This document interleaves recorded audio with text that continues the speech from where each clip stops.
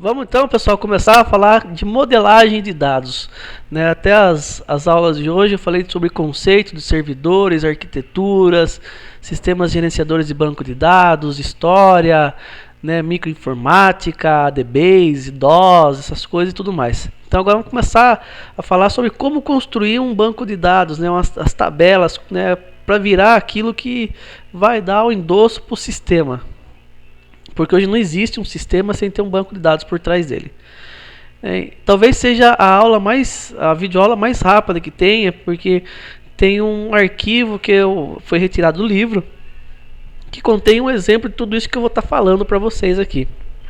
Eu não vou gravar a videoaula com esse arquivo, então eu só vou falar desse sistema aí, vou falar de como funciona, a grosso modo, porque não é o nosso foco, seria uma disciplina de engenharia de software, né? Não é o nosso foco falar disso aí. Bom, quando você vai desenvolver um sistema, né, você tem que primeiro passar pela análise, né, de levantamento de dados aqui, né, que é fazer as entrevistas com o usuário. Então, com base nisso, nós dividimos os sistemas em duas partes. Né, a minha parte esquerda aqui, análise funcional, projeto de programas e aplicativos, implementação de transações e rotinas, essa é a parte do aplicativo, né? O que o programador vai fazer. É a parte que é desenvolvida pela engenharia de software. E do meu lado direito aqui eu tenho os projetos conceitual, lógico e físico de banco de dados, que é o feito pelo analista de banco de dados. Então, depois do feito dessa análise inicial, né, as duas partes trabalham de uma forma conjunta para desenvolver o sistema. As etapas basicamente são levantamento das necessidades, que é a entrevista com o usuário, né, várias entrevistas com vários usuários diferentes, porque cada usuário tem a sua visão do sistema. Né? Se você pegar o dono, ele vai ter uma visão mais geral do sistema. Ele quer saber do que o sistema vai gerar de relatório gerencial de vendas, né, de lucro, de margem, o que vende mais, o que vende menos e tudo mais. Se você conversar com a pessoa, com o caixa, por exemplo, do supermercado, ela vai falar o que ela precisa. Precisa de um leitor de código de barras, precisa que o sistema seja rápido, precisa de teclas de auxílio para fechamento, para escolher forma de pagamento, para fazer consulta de preço. Se você for falar com um supervisor, ele vai ter outra visão. Então, cada nível hierárquico dentro de uma empresa tem uma visão aí. O projeto conceitual é a parte da modelagem aí do diagrama de entidade e relacionamento. É você pegar todos esses dados da entrevista, você vai seguir uma série de passos onde você vai criar, no final de tudo isso, um diagrama de entidade e relacionamento. Esse diagrama ele vai ser normalizado, e vai determinar como que essas tabelas vão se comportar dentro do sistema. Depois vai para o projeto de implementação. Sim, esqueci de falar que o diagrama tem mais uma parte do dicionário de dados. A parte do dicionário de dados está pronta, né, para implementação no banco de dados no projeto lógico. Então, e por fim, o projeto físico, que é escolher qual banco de dados que vai ser utilizado. Para criar um diagrama de entidade de relacionamento, eu preciso conhecer a simbologia que tem. É uma simbologia gráfica, né, onde tem aqui primeiro a entidade, né, que vai virar a tabela em si, o atributo chave primário, o atributo chave ou chave primária, que é o atributo mais importante, né, o atributo comum, né, o atributo composto.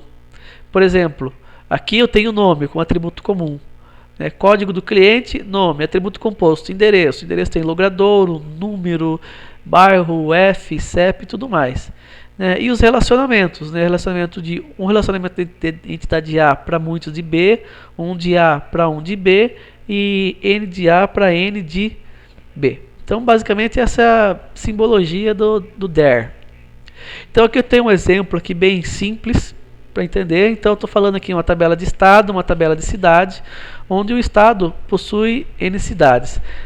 Então, por exemplo, São Paulo tem Tatuí, São José do Rio Preto, Boituva, Sorocaba, Campinas,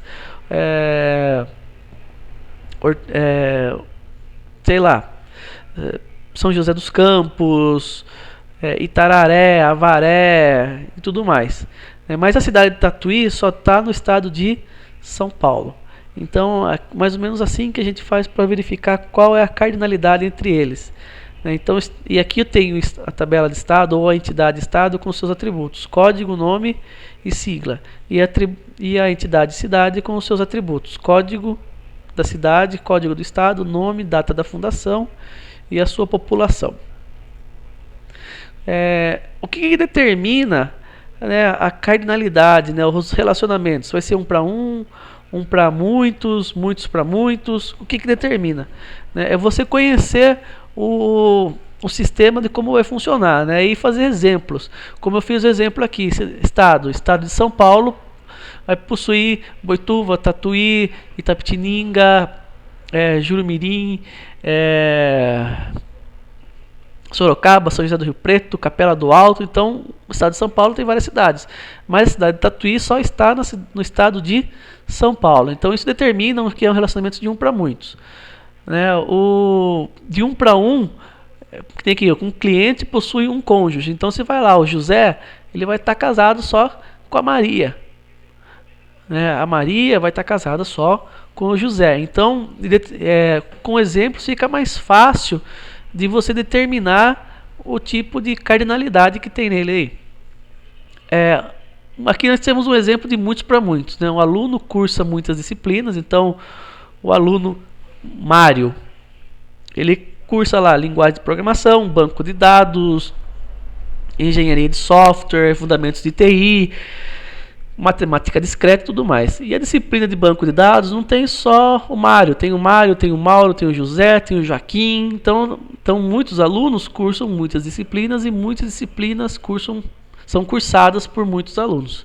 Isso vai causar um problema, porque dentro de um banco de dados relacional não pode existir um relacionamento de muitos para muitos, né? Então, isso não existe. Mas conceitualmente existe. Existe conceitualmente, sim. Mas na prática a gente precisa resolver resolver esse tipo de problema. Porque aqui nós vamos ter campos multivalorados. Como assim? Uma disciplina vai ter muitos alunos. Então eu vou ter lá um campo que vai ter multivalores. Isso nós vamos ver na normalização de como resolver o problema de campos multivalorados. Então é isso, pessoal. Como eu falei que ia ser a videoaula uma das videoaulas mais rápidas que tem aí, né? Então, nas próximas aulas aí eu vou pegar e falar de normalização e entrar com o banco de dados, assim. Até a próxima.